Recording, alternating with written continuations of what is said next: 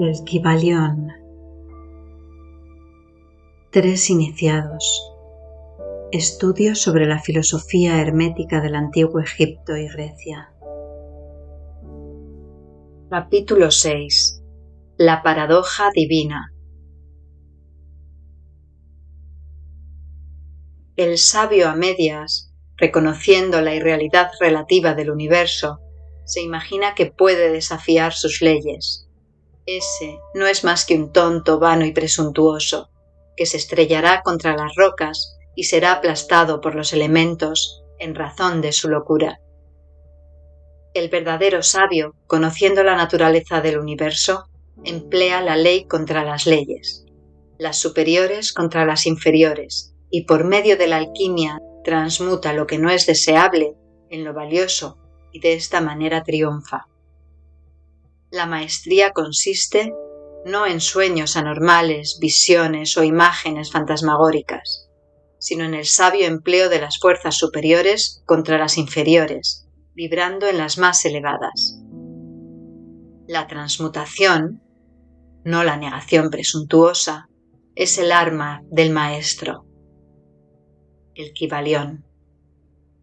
Esa es la paradoja del universo, la que resulta del principio de polaridad, principio que se manifiesta cuando el todo empieza a crear.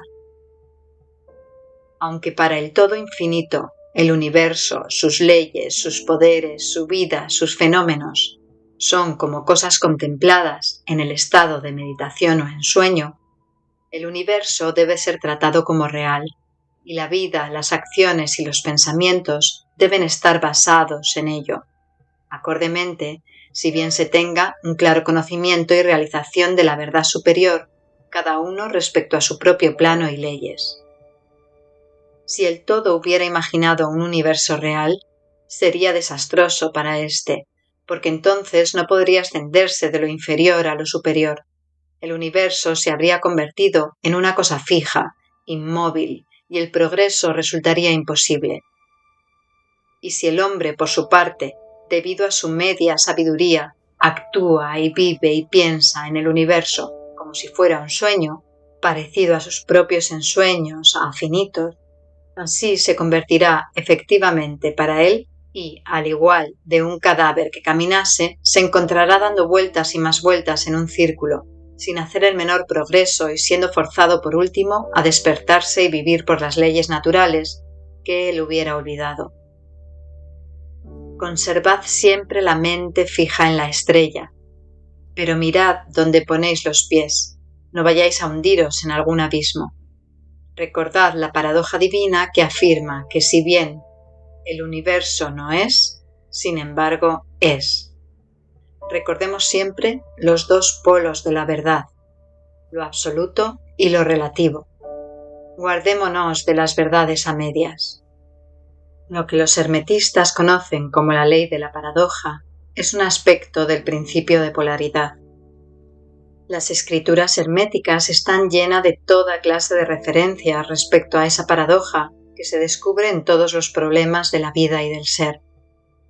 Los instructores están siempre batallando para impedir que sus estudiantes omitan el otro lado de cualquier cuestión, y sus recomendaciones se dirigen especialmente a los problemas de lo absoluto y lo relativo, que tanto confunden a los estudiantes de filosofía y que obligan a tantos a obrar y pensar contrariamente a lo que se conoce como sentido común.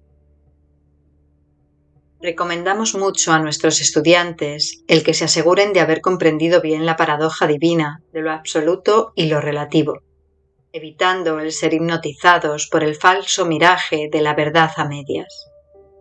Desde este punto de vista ha sido escrita esta lección. Leedla cuidadosamente. La primera idea que se le ocurre al pensador que ha comprendido y realizado la verdad de que el universo es una creación mental del todo es la de que el universo y todo cuanto éste contiene son una pura ilusión, una irrealidad contra cuya idea se revuelve instantáneamente. Pero esto, al igual de otras grandes verdades, debe ser considerado desde los puntos de vista absoluto y relativo. Desde el punto de vista absoluto, el universo es, por supuesto, una ilusión, un sueño, una fantasmagoría, si se compara con el todo en sí mismo. Esto lo reconocemos nosotros mismos cuando hablamos del mundo como de un sueño, que va y viene, que nace y muere, desde el momento que todo lo que es mutable, que cambia, que es finito e insustancial, debe estar ligado a la idea de un universo creado cuando se compara con el todo mismo, no importando cuál puede ser nuestra creencia respecto a la naturaleza de ambos. Filósofos, metafísicos, científicos y teólogos, todos están de acuerdo sobre ello. Y esta concepción se encuentra en todos los sistemas filosóficos y religiosos, así como en las respectivas teorías de las escuelas metafísicas y teológicas. Las enseñanzas herméticas no predican la insustanciabilidad del universo en términos más fuertes que los que os son más familiares, aunque la exposición del asunto pueda pareceros algo más contundente. Todo cuanto tenga un principio y un fin, en cierto sentido, debe ser irreal e ilusorio, y el universo se encuentra en este caso, sea cual sea el sistema de las escuelas de pensamientos. Desde el punto de vista absoluto, nada hay real excepto el todo, no importando los términos que empleemos al pensar sobre ello o al discutirlo. Bien sea que el universo haya sido creado de materia, o bien que sea una creación mental en la mente del todo, es insustancial, mudable, sujeto al tiempo, al espacio, al cambio. Debemos comprender y sentir bien esto antes de pensar y examinar la concepción hermética de la naturaleza mental del universo. Examina cualesquiera otras concepciones y ved si existe alguna que no lo admita. Mas el punto de vista absoluto muestra únicamente un solo lado de la cuestión, siendo el otro aspecto relativo de la misma. Las verdades absolutas han sido definidas como las cosas tal como las conoce y las ve la mente de Dios, mientras que las verdades relativas son las cosas tal como la más elevada razón del hombre las comprende. Y de esta manera, mientras que para el todo el universo debe ser ilusorio e irreal, un simple sueño o resultado de la meditación, sin embargo, para las mentes finitas que forman parte de ese universo y mirando a través de las mortales facultades, el universo es ciertamente real y así debe ser considerado. Al reconocer así el punto de vista absoluto, no cometeremos el error de ignorar o negar los hechos y fenómenos del universo, tal como se nos presentan ante nuestras facultades mortales. No somos el todo, recordémoslo. Para emplear ilustraciones familiares podemos reconocer el hecho de que la materia existe para nuestros sentidos, y haríamos muy mal si así no lo reconociéramos. Y a pesar de ello, nuestra mente finita reconoce la verdad científica de que no hay tal materia desde el punto de vista de la ciencia, y que lo que llamamos materia no es más que un agregado de átomos, los cuales a su vez no son más que unidades de fuerza agrupadas que llamamos electrones o iones, vibrando constantemente con movimiento circular. Golpeamos una piedra y sentimos el impacto, parece ser real, y a pesar de ello sabemos que no es más que lo ya expuesto. Pero recordemos que nuestro pie, que siente el golpe mediante la intervención del cerebro, es similarmente materia constituida por electrones y porque de esa misma materia está hecho también nuestro cerebro. Y por último, si no fuera por la mente, no sabríamos nada ni del pie ni de la piedra absolutamente. Además, el ideal que un artista o un escultor tratan de reproducir en el mármol o en el lienzo les parece muy real. Igualmente sucede con los personajes que crea la mente de un autor teatral, quien trata de expresarlos para que los demás puedan reconocerlos. Y si esto fuera cierto, en el caso de nuestras mentes finitas, ¿cuál sería el grado de realidad de las imágenes mentales creadas en la mente del infinito? Oh, para los mortales este universo de mentalidad es ciertamente muy real. Es el único que jamás podremos conocer, aunque nos elevemos de plano en plano cada vez más alto. Para que lo pudiéramos conocer de otra manera, por experiencia actual, tendríamos que ser el todo mismo. Es muy cierto que cuanto más nos elevamos en la escala, tanto más cerca nos encontramos de la mente del Padre, y tanto más evidente se hace la naturaleza ilusoria de las cosas finitas. Pero hasta que el todo no nos absorba finalmente dentro del mismo, no se desvanecerá la visión. De manera, pues, que no necesitamos basarnos en esa ilusión. Reconozcamos más bien la verdadera naturaleza del universo y tratemos de comprender sus leyes mentales, esforzándonos en emplearlas en la forma más efectiva para nuestro progreso ascendente en toda la vida, conforme vamos viajando de un plano a otro del ser.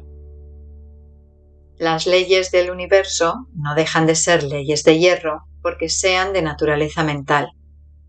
Todos, excepto el todo, están sujetos a ellas. Lo que está en la infinita mente del todo es real, solo un grado menos que la realidad misma que constituye la naturaleza del todo. No nos sintamos, pues, inseguros o temerosos. Sintámonos firmemente sostenidos en la mente infinita, y nada existe que pueda dañarnos o causarnos miedo. No hay poder alguno fuera del todo que pueda afectarnos. Podemos permanecer tranquilos y seguros, y en esta realización, una vez alcanzada, existe una plenitud de seguridad y calma. Entonces dormiremos serenamente sobre la firmeza inconcebible de lo profundo, y descansaremos seguramente sobre el océano de la mente infinita que constituye al todo. En él, ciertamente, vivimos, nos movemos y tenemos nuestro ser. La materia no es menos materia para nosotros mientras permanezcamos en ese plano, aunque sepamos que no es más que un agregado de partículas de fuerza o electrones que vibran rápidamente, girando unas en torno de otras, en la formación de los átomos. Los átomos, a su vez, giran y vibran y forman así las moléculas, y la agrupación de estas últimas componen las grandes masas de materia.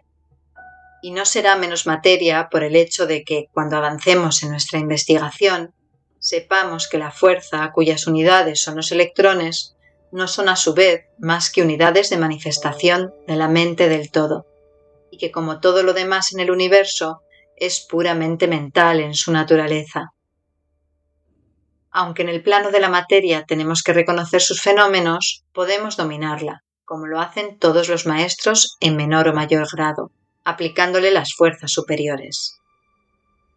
Cometeríamos así una locura si negáramos la existencia de la materia en ese aspecto relativo. Podemos, sí, negar su dominio sobre nosotros. Está bien, pero no debemos intentar ignorarla en su aspecto relativo, por lo menos mientras vivamos en este plano. Las leyes de la naturaleza tampoco se hacen menos constantes o efectivas por el hecho de que las conozcamos y sepamos que son simple creaciones mentales. Obran plenamente en todos los planos, y nos libertamos de las leyes inferiores, aplicándoles las superiores, y solo podemos conseguirlo de esa manera. Pero no podemos escapar a la ley o elevarnos por encima de ella completamente. Nadie, sino el todo, puede escapar a la ley, y esto es debido a que el todo es la ley misma, de la cual todas las demás brotan. Los más avanzados maestros pueden adquirir los poderes que se atribuyen generalmente a los dioses, y existen muchos grados del ser en la gran jerarquía de la vida, cuyos poderes trascienden hasta los de los más elevados maestros, en un grado inconcebible para los mortales, pero hasta el maestro más grande y el ser más elevado debe inclinarse ante la ley, y son como nada ante los ojos del todo. Así que, si hasta esos elevados seres, cuyos poderes exceden a los atribuidos por el hombre a sus dioses, están sujetos y sirven a la ley, Imagina la presunción del mortal de nuestra raza cuando mira las leyes de la naturaleza como irreales, visionarias e ilusorias, porque ha podido alcanzar a ver que esas leyes son de naturaleza mental o simples creaciones del todo. Esas leyes que el todo quiere que rijan no pueden ser desafiadas o transgredidas. Mientras subsista el universo, subsistirán, porque aquel existe en virtud de esas leyes, las que forman la trama o el esqueleto en el que el universo se apoya. El principio hermético del mentalismo, a la vez que explica la verdadera naturaleza del universo sobre la base de que todo es mental, no cambia las concepciones científicas del universo, de la vida o de la evolución. En realidad, la ciencia no hace más que corroborar las enseñanzas herméticas. Estas últimas enseñan que la naturaleza del universo es mental, mientras que la ciencia afirma que es material, o según sus últimas noticias, que es energía en el último análisis. Las enseñanzas herméticas tampoco están en pugna con el principio básico de Herbert Spencer, que postuló la existencia de una energía infinita y eterna, de la cual proceden todas las cosas. En realidad, los hermetistas reconocen en la filosofía de Spencer la más elevada expresión de la obra de las leyes naturales que jamás se promulgara, y creen que Spencer era una reencarnación de un antiguo filósofo que vivió en Egipto millares de años ha, y que más tarde vivió como Heráclito, el filósofo griego que viviera en el año 500 a.C., y consideran su doctrina de la energía infinita y eterna como de acuerdo con las enseñanzas herméticas, siempre con el agregado de que esa energía es la mente del todo. Con esta clave maestra de la filosofía hermética, puede el estudiante de Spencer abrir muchas puertas de las concepciones filosóficas internas del gran filósofo inglés, cuyas obras demuestran los resultados de su preparación en sus encarnaciones anteriores. Sus enseñanzas respecto a la evolución y al ritmo están casi de perfecto acuerdo con la doctrina hermética referente al principio del ritmo.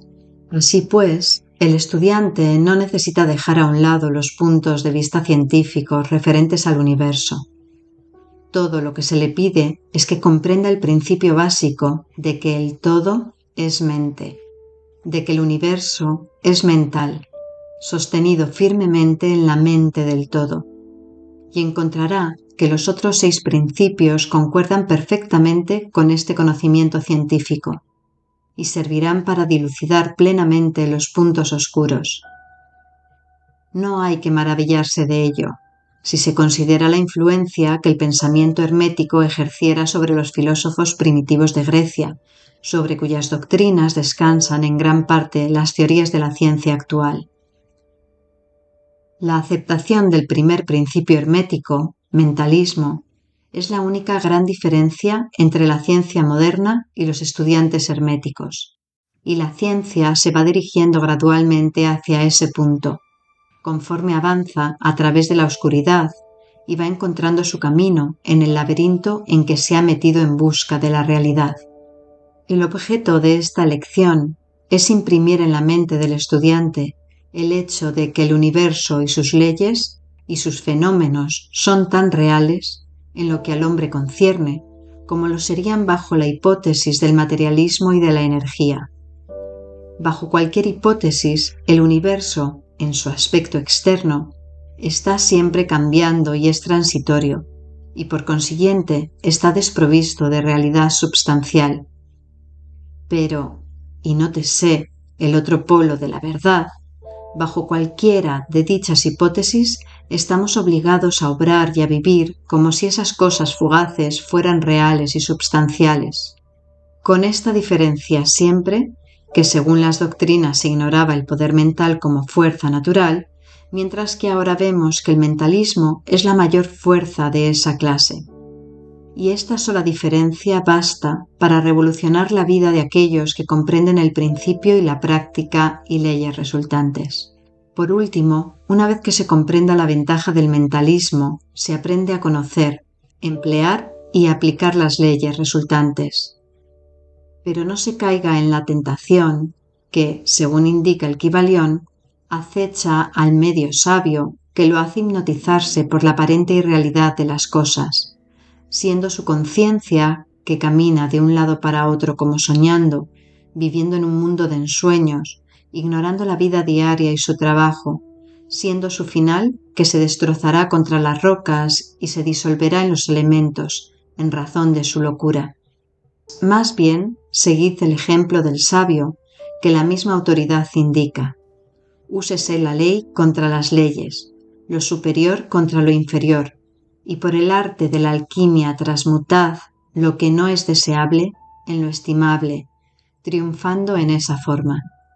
De acuerdo con esta doctrina, debe evitarse la media sabiduría, que es locura y que ignora la verdad de que el dominio consiste no en sueños anormales o visiones y fantásticas imaginaciones, sino en emplear las fuerzas superiores contra las inferiores, escapando así a los dolores de los planos inferiores mediante la elevación a los superiores. Recuérdese siempre que la transmutación y la no negación presuntuosa es el arma del maestro. Las citas antedichas pertenecen al Kybalión y son muy dignas de tenerlas siempre presentes.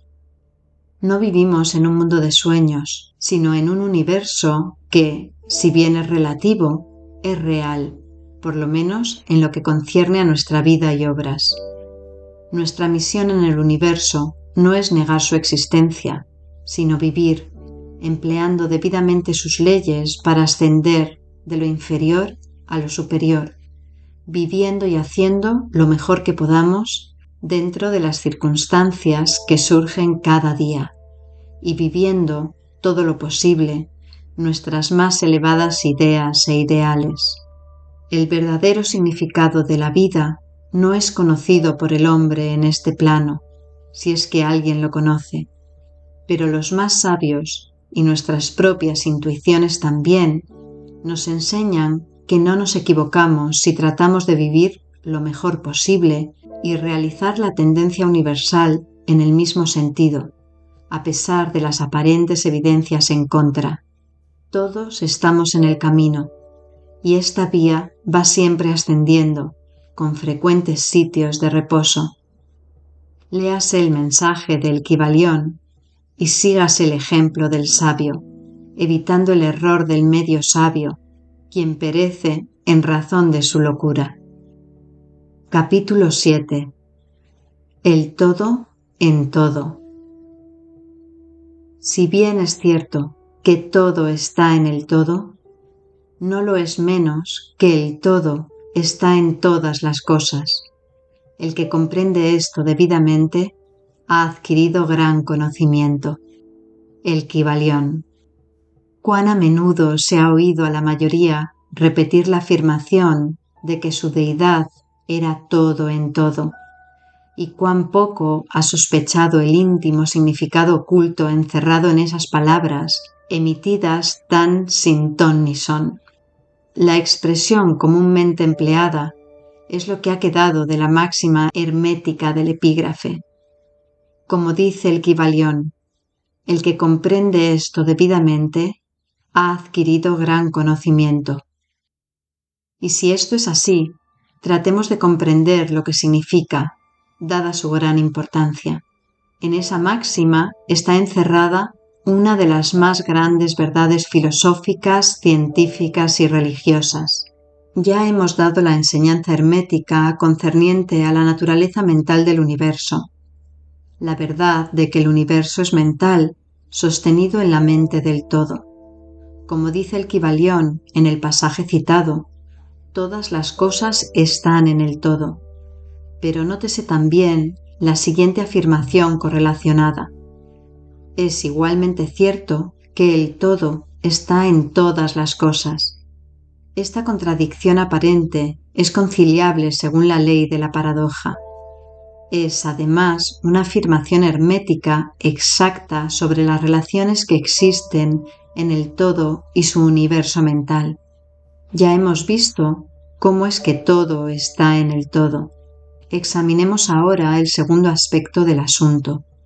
La doctrina hermética indica que el todo es inminente e inherente al universo, así como en toda parte, partícula, unidad o combinación dentro del universo. Los maestros suelen ilustrar este postulado refiriéndose al principio de correspondencia. El instructor pide al estudiante que forme una imagen mental de algo, de una persona, una idea o alguna cosa que tenga forma mental, siendo el ejemplo preferido el de un autor que se esté formando una idea de los personajes, el de un pintor o escultor que esté creando la imagen mental de lo que trata de expresar con su arte. En cada caso, el estudiante verá que, aunque la imagen tiene existencia y ser únicamente dentro de su propia mente, sin embargo, el estudiante mismo, autor, pintor o escultor, es, en cierto sentido, inmanente en dicha imagen. En otras palabras, toda la virtud, vida, espíritu o realidad de la imagen mental se deriva de la inmanente mente del pensador. Medítese esto un instante hasta que se comprenda bien la idea. Empleando otro ejemplo, podríamos decir que Otelo, Iago, Hamlet, Lear, Ricardo III, etc., existieron en la mente de Shakespeare en el momento de su concepción o creación, y sin embargo, Shakespeare existió también dentro de cada uno de esos personajes, dándole su vitalidad, su espíritu y su acción. ¿Cuál es el espíritu de los personajes que conocemos como Machiavelli, Oliver Twist, Uriah Heep? ¿Es Charles Dickens o tiene cada uno de ellos un espíritu personal, independiente de su creador? ¿Tienen la Venus de Médicis, la Madonna Sixtina, el Apolo de Belvedere, espíritus y realidad propios o representan los poderes mentales y espirituales de sus creadores? La ley de la paradoja explica que ambas proposiciones son ciertas, consideradas desde los puntos de vista apropiados. Micawber es a la vez Micawber y Dickens, y mientras puede decirse que Micawber es Dickens, Dickens no es idéntico a Micawber. El hombre, como Micawber, puede exclamar: «El espíritu de mi creador me es inherente, y sin embargo yo no soy él». Esto es muy diferente de la chocante media verdad que clamorosamente anuncian algunos mediosabios diciendo: «Yo soy Dios». Imaginad al pobre Micawber o al ratero Uriah Heep exclamando: «Yo soy Dickens», o cualquier otro personaje de las obras de Shakespeare anunciando: «Yo soy Shakespeare». El todo está en la lombriz, pero la lombriz está muy lejos de ser el todo. Pero aunque la lombriz exista meramente como una pequeña cosa, creada y teniendo su ser únicamente en la mente del todo, el todo es inmanente a ella, así como en las partículas que la componen. ¿Puede haber algún misterio mayor que el encerrado en esa proposición? Todo está en el todo, y el todo está en todo. El estudiante comprenderá, por supuesto, que las ilustraciones dadas más arriba son necesariamente imperfectas e inadecuadas, porque representan la creación de imágenes mentales en mentes finitas, mientras que el universo es la creación de una mente infinita, y la diferencia entre los dos polos las separa. Y sin embargo, es solo cuestión de grado. El mismo principio es el que opera. El principio de correspondencia se manifiesta en cada una. Como es arriba, es abajo. Como es abajo, es arriba. Y en proporción a la realización que obtenga el hombre de la existencia del espíritu subyacente inmanente en su propio ser, se elevará en la escala de la vida. Esto es lo que significa el desarrollo espiritual, el reconocimiento, la realización y la manifestación del espíritu interno. Recuérdese siempre esta definición, la del desenvolvimiento espiritual, porque contiene la verdad de toda verdadera religión. Existen muchos planos del ser, muchos subplanos de vida, muchos grados de existencia en el universo, y todos dependen del adelanto de los seres en la escala, cuyo punto más bajo es la materia más densa, estando el ser más elevado separado del espíritu del todo, solo por una sutilísima división, y por todas partes, a lo largo de esta escala de la vida, todo está en movimiento. Todos están en el sendero, cuyo fin y meta es el todo. Todo progreso es una vuelta al hogar. Todo se mueve hacia arriba, adelante, a pesar de las aparentes contradicciones. Este es el mensaje del iluminado. La doctrina hermética, concerniente al proceso de la creación mental del universo, es que, al principio del ciclo creador, el todo, en su aspecto de ser, proyecta su voluntad hacia su aspecto de devenir, y el proceso de la creación comienza. Se dice que este proceso se reduce a una disminución gradual de intensidad vibratoria hasta que se alcanza un grado muy bajo de energía vibrante, en cuyo punto se manifiesta la forma más densa posible de materia. Este proceso se llama involución, porque el todo se envuelve en su creación. Y esto tiene su correspondencia en los procesos mentales de un artista, escritor o inventor, quien se envuelve tanto en su creación mental que olvida casi completamente su propia existencia, pues en esos momentos vive en su creación. Si en vez de la palabra envolverse empleáramos la de absorberse, quizás se diera una idea más clara del significado que trata de sugerir. A este estado involucionario de la creación suele también llamársele la emanación de la energía divina, así como el estado evolucionario se denomina absorción. Al polo más extremo del proceso creador se le considera como el más separado del todo, en tanto que el principio del estado evolutivo es mirado como un retorno de la oscilación del péndulo del ritmo, como una vuelta al hogar.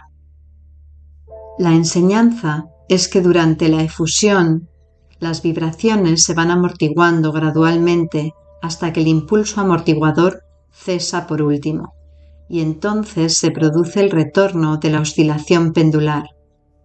Pero existe esta diferencia, que mientras en la efusión se manifiestan las fuerzas creadoras compactamente, como un todo desde el comienzo mismo del estado evolutivo o de la reabsorción, se manifiesta la ley de la individualización, esto es, la tendencia a separarse en unidades de fuerza, de tal manera que lo que dejó al todo como no individualizada energía, vuelve a su fuente originaria como innumerables unidades de vida, altamente desarrolladas, que se han ido levantando cada vez más alto en la escala por medio de la evolución física, mental y espiritual. Los antiguos herméticos empleaban la palabra meditación para describir el proceso de la creación mental del universo en la mente del todo, habiéndose empleado también frecuentemente la palabra contemplación. Pero la idea que parece sugerir es la del empleo de la atención divina. Atención es una palabra derivada de raíz latina que significa alcanzar, llegar. Y el acto de atención es realmente un alcance, una extensión de la energía mental. De manera, pues, que comprenderemos perfectamente el concepto si examinamos el verdadero significado de la atención. La doctrina hermética concerniente a la evolución es que el todo, habiendo meditado sobre el principio de la creación y establecido así la base material del cosmos, pensándolo en la existencia, gradualmente va despertándose de su meditación y al hacerlo produce la manifestación del proceso evolutivo en los planos material, mental y espiritual sucesivamente en orden. Así empieza el movimiento ascendente y todos los seres comienzan a dirigirse hacia el espíritu. La materia se va haciendo menos densa, las unidades vienen a ser, las combinaciones se inician, la vida aparece y va manifestándose en formas cada vez más elevadas y la mente se va haciendo más evidente, vibrando todo cada vez más intensamente. En una palabra, el proceso entero de la evolución, en todas sus fases, comienza y sigue de acuerdo con las leyes del proceso de absorción. Todo esto ocupa eones y eones de tiempo, estando compuesto cada eón por millones de años. Pero según dice el iluminado, toda la creación, incluyendo la involución y la evolución de un universo, no es más que un abrir y cerrar de ojos para el todo. Al final de innúmeros ciclos de eones de tiempo, el todo retira su atención, contemplación o meditación del universo, porque la gran obra ha terminado y todo queda absorbido en él, de quien otrora emergiera. Pero el misterio de los misterios es que el espíritu de cada alma no queda aniquilado, sino que se expande infinitamente, sumergiéndose uno en otro, el creador y el creado. Esa es la voz de la iluminación. La ilustración expuesta sobre la meditación y el subsiguiente despertar de ella del todo no es, por supuesto, más que un intento de descripción del proceso infinito mediante un ejemplo finito. Pero no obstante, como es arriba, es abajo. La diferencia es sólo de grado, y así como el todo se despierta de su meditación sobre el universo, así también el hombre, a su debido tiempo, cesará de manifestarse sobre el plano material y se irá retirando cada vez más en el espíritu interno, que ciertamente es el ego divino. Hay otra cosa más de la que deseamos hablar en esta lección, y esto llega muy cerca del campo metafísico de especulación, aunque nuestro propósito es simplemente el mostrar la futilidad de tal especulación. Aludimos a la pregunta que inevitablemente se presenta ante la mente de todos los pensadores que se han aventurado a buscar la verdad. La pregunta es: ¿por qué creó el todo al universo? Esta pregunta podrá ser formulada en diferente forma, pero su esencia es siempre la misma.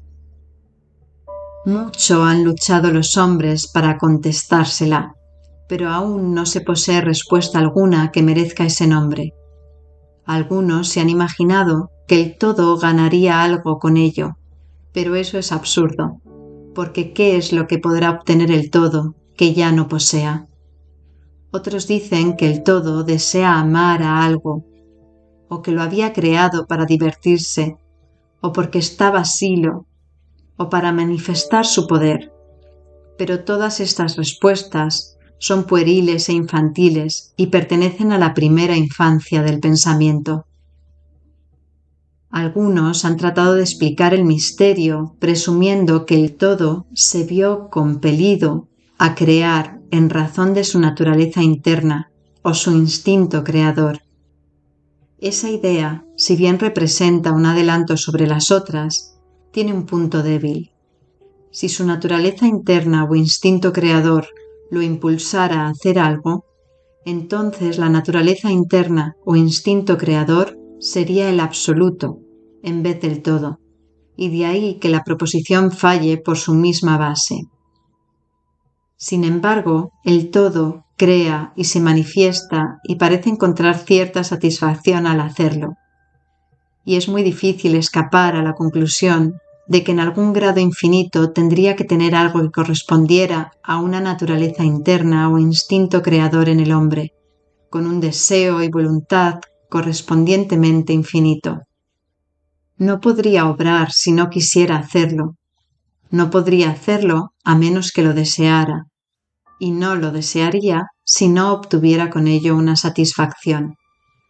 Y todas estas cosas pertenecerían a una naturaleza interna, y podría postularse su existencia de acuerdo con la ley de correspondencia, tanto interna como externa.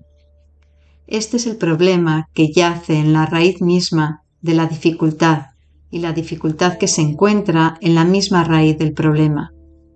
Estrictamente hablando, no puede decirse que haya ninguna razón para obrar, porque una razón implica una causa, y el todo está por encima de la causa y del efecto, salvo cuando su voluntad misma se convierte en una causa, en cuyo momento el principio se pone en movimiento. De manera, pues, que no puede pensarse en el mismo asunto, porque como el mismo todo es incognoscible. Así como nos vemos obligados a decir simplemente el todo es, así también solo podemos decir que el todo obra porque obra. Y en último término, el todo es la razón en sí misma, y puede decirse en verdad que él es su propia razón, su propia ley, su propio acto, mejor aún, que el todo, su razón, su acto y su ley son uno, siendo las palabras diferentes nombres de la misma cosa. En opinión de los que esto escriben, la respuesta se halla encerrada en el íntimo ser del todo, en su ser secreto. La ley de correspondencia, en nuestra opinión, solo llega al aspecto del todo que denominamos el aspecto de devenir o de estado. Tras ese aspecto está el de ser, en el cual todas las leyes se pierden en la ley, todos los principios en el principio, y el todo, el principio y el ser son idénticos uno y lo mismo. Por consiguiente, toda especulación metafísica sobre el punto es fútil. Si nos ocupamos aquí de la cuestión, es sólo para mostrar que, si bien reconocemos el hecho, reconocemos también lo absurdo de las respuestas dadas por metafísicos y teólogos. En conclusión, podrá ser de interés para los estudiantes el saber que en tanto que algunos de los antiguos y modernos instructores herméticos se inclinan más bien a aplicar el principio de correspondencia a la cuestión, que da por resultado la naturaleza interna, la leyenda dice que Hermes, el Grande, cuando le fue hecha esa pregunta por algunos de sus más avanzados estudiantes, contestó apretando los labios fuertemente y no diciendo una palabra, como si indicara que no había respuesta. Pero también puede ser que quisiera aplicar el axioma de esta filosofía que dice que los labios de la sabiduría permanecen cerrados, excepto para los oídos del entendimiento, en la creencia de que aún sus más aventajados discípulos no poseían la comprensión necesaria que los calificara para esa enseñanza. De cualquier manera, si Hermes poseyó el secreto, no lo comunicó, y por lo menos en lo que al mundo concierne, los labios de Hermes están cerrados al respecto. Y si Hermes el Grande vaciló en hablar, ¿quién sería el osado mortal que tratara de enseñarlo? Pero recordémoslo, cualquiera que sea la respuesta de este problema, si es que hay alguna, la verdad es que, si bien es cierto que todo está en el todo, no lo es menos que el todo está en todas las cosas. La proposición, en este punto, es enfática, y para terminar repetiremos las palabras de la cita. El que comprenda esto debidamente ha adquirido gran conocimiento. Capítulo 8. Los planos de correspondencia.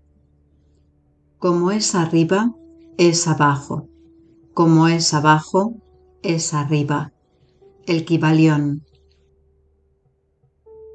El segundo gran principio hermético encierra la verdad de que existe entre los diversos planos de manifestación de la vida y del ser una armonía, concordancia y correspondencia.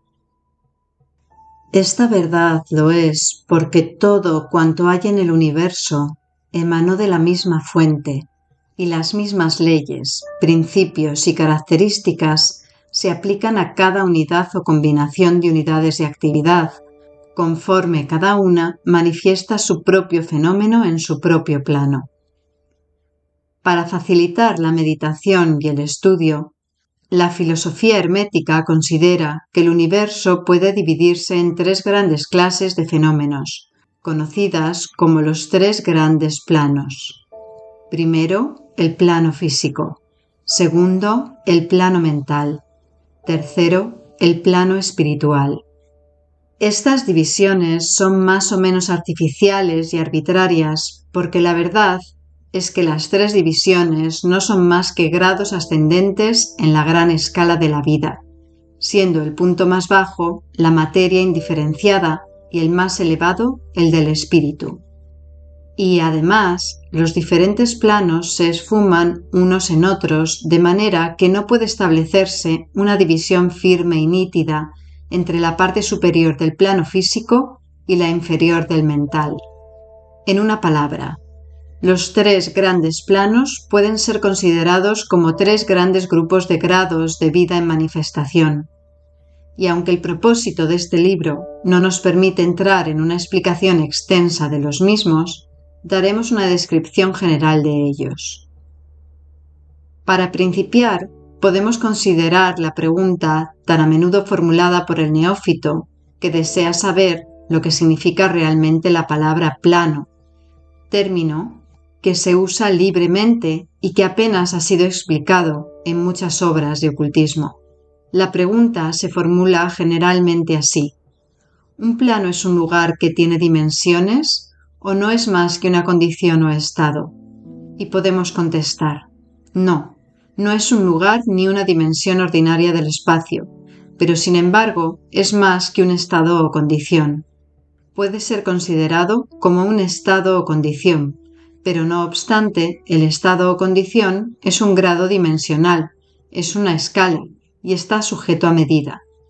Parecerá esto quizá una paradoja, pero examinemos el punto. Una dimensión es una medida en línea recta, relacionada con una medida base, etc.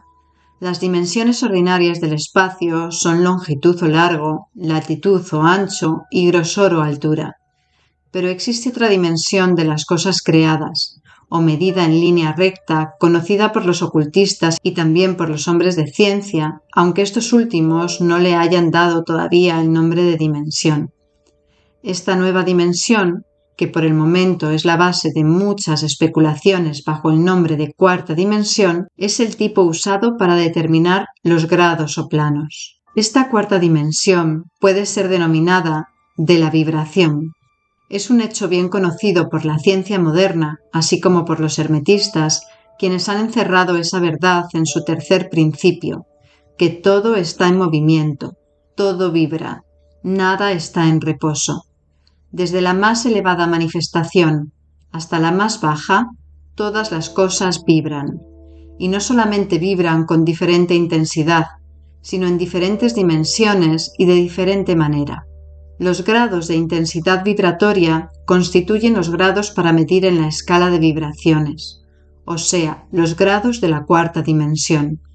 Todos estos grados forman lo que los ocultistas llaman planos. Cuanto más elevado es el grado de vibración, tanto más elevado es el plano, de manera pues que aunque un plano no es un lugar ni un estado o condición, posee sin embargo cualidades comunes a ambos. Algo más tendremos que decir sobre las vibraciones en los próximos capítulos, en los que estudiaremos el principio hermético de vibración. Se recordará, no obstante, que los tres grandes planos no son divisiones actuales y reales de los fenómenos del universo, sino simples medios arbitrarios empleados por los herméticos para ayudar al pensamiento y al estudio de los diversos grados y formas de la actividad y de la vida universales. El átomo de la materia, la unidad de fuerza, la mente del hombre y el ser del arcángel no son más que grados de una sola y misma escala, y todos son fundamentalmente los mismos, siendo la diferencia solo cuestión de grado y de intensidad vibratoria. Todos son creaciones del todo y tienen su existencia dentro de su mente infinita. Los herméticos subdividen cada uno de esos 3 grandes planos en 7 planos menores y cada uno de estos en 7 subplanos, siendo estas divisiones más o menos arbitrarias, esfumándose unas en otras, pero han sido adoptadas por conveniencias del estudio científico. El gran plano físico y sus 7 planos menores es la división que comprende todos los fenómenos del universo que se refieren a las cosas, fuerzas y manifestaciones físicas. Incluye todas las formas de lo que conocemos como materia y todas las formas de lo que llamamos energía o fuerza. Pero se debe recordar que la filosofía hermética no reconoce la materia como una cosa en sí misma, o como si tuviera una existencia separada de la mente del todo. La proposición es que la materia no es más que una forma de energía, esto es, energía de una intensidad vibratoria inferior de cierta clase. Y de acuerdo con ello, los herméticos clasifican la materia bajo el título de energía y le adjudican 3 de los 7 planos menores del gran plano físico. Dichas 7 divisiones menores son las siguientes. Primera, el plano de materia.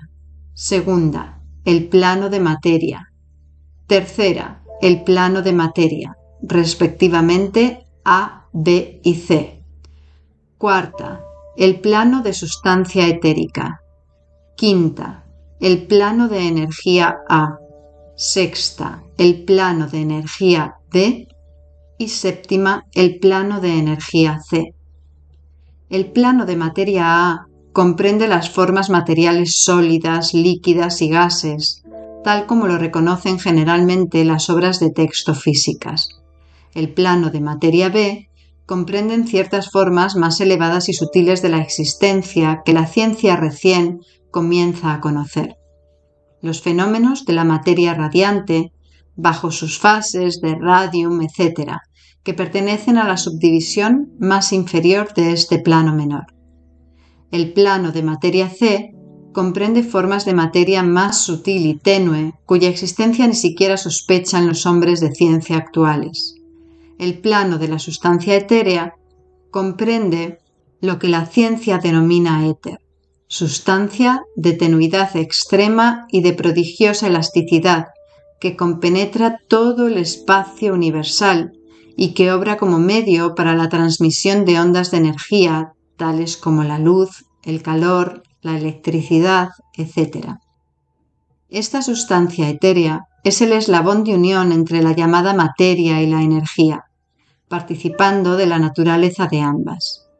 La doctrina hermética dice que ese plano tiene 7 subdivisiones, como las tienen los demás planos menores, y que en realidad hay 7 éteres en vez de 1.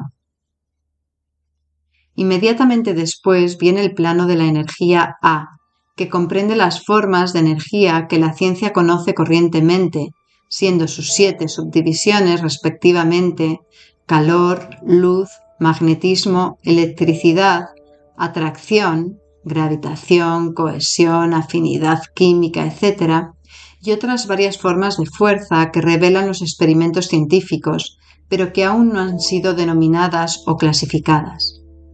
El plano de la energía B comprende 7 subdivisiones de las más elevadas modalidades de energía que aún no ha descubierto la ciencia, pero que han sido llamadas las fuerzas sutiles de la naturaleza, cuya manifestación se provoca mediante ciertos fenómenos mentales, cuyos fenómenos son posibles merced a ellas. El plano de la energía C comprende 7 subdivisiones de energía tan elevadamente organizada que tiene muchas de las características de la vida, pero no son reconocidas por el hombre en el actual estado de desarrollo, siendo utilizables solamente para los seres del planeta espiritual.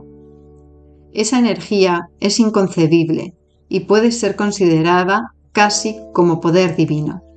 Los seres que la emplean son como dioses, aun comparándolos con el tipo humano más elevado que conozcamos. El gran plano mental comprende esas formas de cosas vivientes que conocemos en la vida ordinaria, así como otras formas no tan bien conocidas, salvo por los ocultistas. La clasificación de los 7 planos mentales menores no es muy satisfactoria, sino más bien arbitraria, salvo que se acompañara por complicadas explicaciones que son ajenas al propósito de este libro, pero las mencionaremos. Primero, el plano de la mente mineral. Segundo, el plano de la mente elemental A. Tercero, el plano de la mente vegetal. Cuarto, el plano de la mente elemental B. Quinto, el plano de la mente animal. Sexto, el plano de la mente elemental C. Séptimo, el plano de la mente humana. El plano de la mente mineral comprende los estados o condiciones de las unidades o entidades o grupos y combinaciones de las mismas, que animan las formas conocidas bajo el nombre de minerales, sustancias químicas, etc. Estas entidades no deben ser confundidas con las moléculas, átomos y corpúsculos, siendo estos últimos solo el cuerpo material de dichas entidades, así como el cuerpo del hombre no es más que su forma material y no él mismo. A esas entidades se las puede llamar almas, en cierto sentido, y son seres vivientes de escaso grado de desarrollo, vida y mentalidad, apenas un poco más que las unidades de energía viviente, que comprenden las subdivisiones superiores del más elevado plano físico. El hombre corriente no suele atribuir mente, alma o vida al reino mineral, pero todos los ocultistas reconocen la existencia del mismo y la ciencia moderna se está encaminando rápidamente hacia este punto de vista. Las moléculas, átomos y corpúsculos tienen sus odios y amores, gustos y desagrados, atracciones y repulsiones, afinidades y no afinidades, etc. Y algunos hombres de ciencia han expresado la opinión de que el deseo y la voluntad, las emociones y sentimientos de los átomos solo difieren en grado de los del hombre. No tenemos espacio para discutir el asunto aquí. Todos los ocultistas saben que es un hecho, y otros se refieren a los descubrimientos científicos más recientes para que se vea su corroboración. Este plano tiene las 7 subdivisiones habituales. El plano de la mente elemental A comprende el estado, condición y grado de desarrollo mental y vital de una clase de entidades desconocidas para el hombre corriente, pero que el ocultista conoce. Son indivisibles para los sentidos ordinarios del hombre, pero no obstante existen y desempeñan su papel en el drama del universo. Su grado de inteligencia es intermedio entre las entidades minerales y químicas por una parte y las entidades del reino animal por la otra. Hay 7 subdivisiones en este plano también. El plano de la mente vegetal y sus 7 subdivisiones comprende los estados o condiciones de las entidades que encierra el mundo vegetal, los fenómenos mentales y vitales que se conocen corrientemente. Muchas e interesantes obras científicas se han escrito últimamente sobre la mente y la vida en las plantas. Los vegetales tienen vida, mente y alma, tanto como los animales, el hombre y el superhombre. El plano de la mente elemental B y sus 7 subdivisiones comprende los estados y condiciones de una forma de elementales o entidades invisibles, que hacen su obra en el universo, cuya mente y vitalidad forma parte de la escala entre el plano de la mente vegetal y el plano de la mente animal, participando dichas entidades de la naturaleza de ambos. El plano de la mente animal y sus 7 subdivisiones comprende los estados y condiciones de las entidades, seres o almas que animan los cuerpos vivientes de los animales y que son familiares a todos. No es necesario entrar en detalles concernientes a este reino o plano de vida, porque el mundo animal nos es tan familiar como el nuestro propio. El plano de la mente elemental C y sus 7 subdivisiones comprende las entidades o seres invisibles que participan de la naturaleza de la vida animal y humana, en determinado grado y combinación. Los elementos pertenecientes a este plano y que están en el grado más elevado del mismo son semihumanos en inteligencia. El plano de la mente humana y sus 7 subdivisiones comprende las manifestaciones de la vida y mentalidad que son comunes al hombre en sus varios grados y divisiones. En este punto debemos indicar el hecho de que el hombre corriente actual ocupa la 4ª subdivisión del plano de la mente humana, y solo los más inteligentes han cruzado los límites de la 5ª subdivisión. Millones de años ha empleado la raza para alcanzar este estadio, y tardará muchos años más en llegar a las subdivisiones 6ª y 7ª. Pero debemos recordar que ha habido razas anteriores a las nuestras que han pasado por esos grados y después más allá de ellos. Nuestra propia raza es la 5ª, con más los rezagados de la 4ª, que huella el sendero. En ella ha habido unas cuantas almas avanzadas que han sobrepasado a la masa y han llegado a la 6ª y hasta la 7ª subdivisión, y algunos un poco más allá todavía. El hombre de la 6ª subdivisión será el superhombre y el de la 7ª el ultrahombre. Al considerar los 7 planos mentales menores, nos hemos referido a los 3 planos elementales en un sentido general. No deseamos entrar en mayores detalles en esta obra, porque el asunto no pertenece a este plano de la filosofía y enseñanzas generales. Pero hemos dicho esto para dar una idea un poco más clara de las relaciones de estos planos con los que nos son más familiares. Los planos elementales guardan la misma relación en mentalidad y vitalidad con los planos mineral, vegetal, animal y humano, que las teclas negras de un piano con las blancas. Las teclas blancas bastan para producir música, pero hay ciertas escalas, melodías y armonías en las que las teclas negras desempeñan su parte, siendo necesaria su presencia. Son también necesarias como eslabones de unión en las condiciones anímicas o estados de ser diversos entre los demás planos, alcanzándose así ciertas formas de desenvolvimiento. Y este hecho dará al lector que pueda leer entre líneas una luz nueva sobre el proceso de la evolución, una nueva clave para la secreta puerta de la vida que se oculta entre reino y reino. Todos los ocultistas conocen perfectamente esos grandes reinos de elementales, y las obras esotéricas están llenas de alusiones a los mismos. Los que hayan leído Zanoni de Bulwer Lytton y otras leyendas similares reconocerán a esas entidades pertenecientes a los mencionados planos de la vida. Pasando del gran plano mental al gran plano espiritual, ¿qué es lo que podríamos decir? ¿Cómo podríamos explicar esos elevados estados del ser, de la vida y de la mentalidad a mentes que son todavía incapaces de comprender las subdivisiones más elevadas del plano de la mente humana? Esta tarea es imposible. Solo podemos hablar en los términos más generales. ¿Cómo podría describirse la luz a un hombre que haya nacido ciego? ¿Cómo explicar el azúcar a quien nunca ha probado algo dulce? ¿Cómo hablar de armonía a un sordo?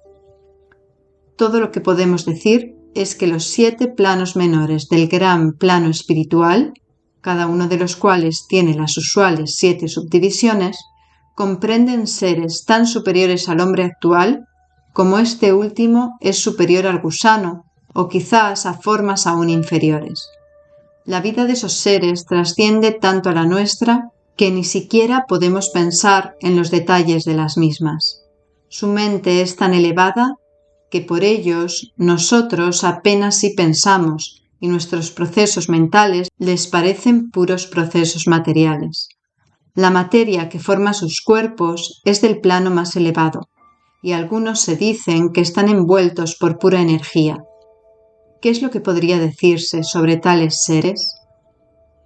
En los 7 planos menores del gran plano espiritual existen seres de quienes hablamos como ángeles, arcángeles o semidioses. En los planos menores inferiores viven aquellos a quienes damos el nombre de maestros y adeptos. Sobre ellos están las grandes jerarquías de huestes angélicas, inconcebibles para el hombre, y sobre ellas están los que sin irreverencia alguna podrían llamarse dioses, pues su grado de elevación en la escala es tan alto, tan grande su poder e inteligencia, que sobrepasan a todas las concepciones que el hombre se ha formado sobre la deidad. Esos hombres están de todo cuanto se pueda imaginar, siendo la palabra divino la única que se les podría aplicar. Muchos de esos seres, incluso las huestes angelicales, tienen sumo interés por las cosas del universo y desempeñan un papel importantísimo en sus procesos. Esas invisibles divinidades y auxiliares angélicas ejercen su influencia libremente y poderosamente en la obra de la evolución y del progreso cósmico. Su intervención ocasional y auxilio directo en los asuntos humanos han dado origen a muchas leyendas, creencias, religiones y tradiciones de las razas pasadas y actuales. Han superpuesto su conocimiento y poder sobre el mundo una y otra vez, todo bajo la ley del todo, por supuesto.